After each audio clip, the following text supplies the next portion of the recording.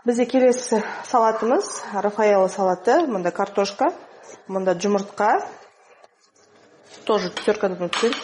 Мында крабовые палочки, 4 қылып туралған. Етіміз 4 туралған. Және кукурузамыз.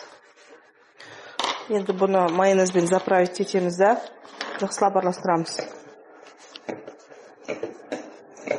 Бізде Рафаэлло салатымыз осындай шариктерді жасап алдым, қысып қолмен. Мұнда бізде сыр сулугини.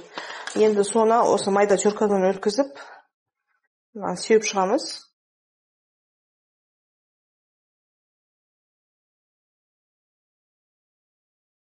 Қысып жабыстырамыз.